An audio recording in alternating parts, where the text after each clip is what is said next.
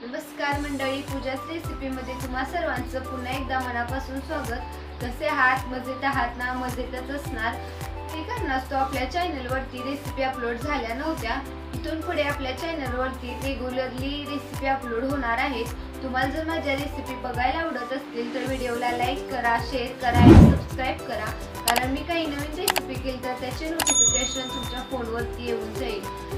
आज आपण हेल्दी आणि पौष्टिक अशी नवीन रेसिपी करणार आहोत। ती म्हणजे काय,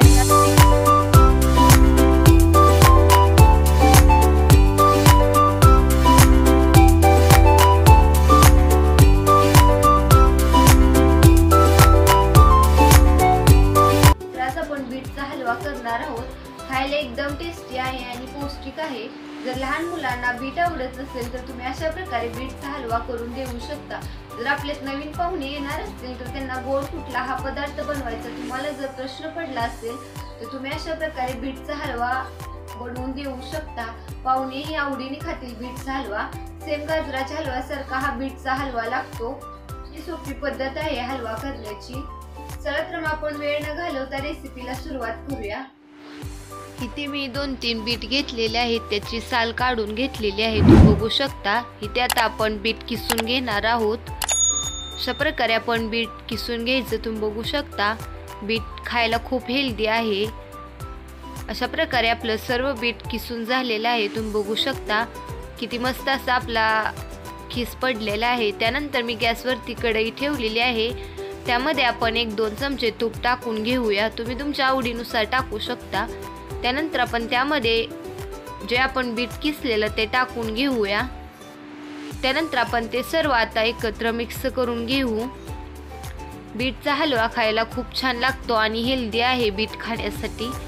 त्यानंतर आपण त्यामध्ये अर्धी वाटी दूध टाकून घेणार आहोत। इथे मी अर्धी वाटीच टाकलेलं आहे, योग्य प्रमाण आहे। ते एकत्र आपण मिक्स करून घेऊया। तुम्ही बघू शकता अशा प्रकारे आपण सर्व एकत्र मिक्स करून घ्यायचं। त्यानंतर मी अर्धी वाटी साखर टाकून घेत आहे। ते सर्व आपण आता एकत्र मिक्स करून घेऊया। लहान मुलांना बीट आवडत नसेल तर तुम्ही अशा प्रकारे हलवा करून देऊ शकता बीटचा। खायला एकदम टेस्टी आहे आणि हेल्दी आहे। त्यानंतर आपण त्यावरती झाकण ठेवूया 2-3 मिनिटासाठी। सेम हा हलवा गाजराच्या हलव्यासारखा लागतो बीटचा हलवा।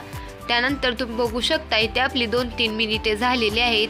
किती छान असा आपला बीटचा हलवा तयार होत आहे। आता आपण हे सर्व एकत्र मिक्स करून घेऊया अजून एकदा। तुम्ही बघू शकता किती छान असा आपला बीटचा हलवा तयार झालेला आहे। बघू शकता किती झटपट असा आपला बीटचा हलवा तयार झालेला आहे। किती छान असं टेक्स्चर आलेलं आहे। घरी जर आपल्या पाहुणे यायचे असतील तर काय करायचा, गोड हा पदार्थ कुठला करायचा हा प्रश्न पडलेला असतो, तर तुम्ही अशा प्रकारे बीटचा हलवा करू शकता। खायला एकदम टेस्टी आणि हेल्दी। आपण गार्निशिंगसाठी वरून काजू बदामचे काप टाकून घेतलेले आहेत, ऑप्शनल आहे। तुम्हाला कुठले ड्रायफ्रुट्स आवडत असेल तर तुम्ही ते टाकू शकता, नाही टाकले तरी चालेल। खूप छान लागतो बीटचा हलवा खायला।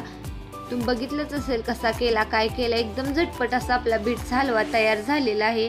तुम्ही नक्की घरी करून बघा, कसा झालाय कमेंटमध्ये नक्की सांगा। इथे आपला बीटचा हलवा तयार झालेला आहे। तुम्ही बघितलंच असेल कसा केला, काय केला।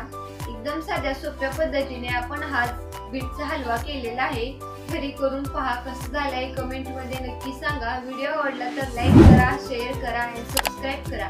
भेटूया अशाच नवीन रेसिपी सोबत। तोपर्यंत धन्यवाद।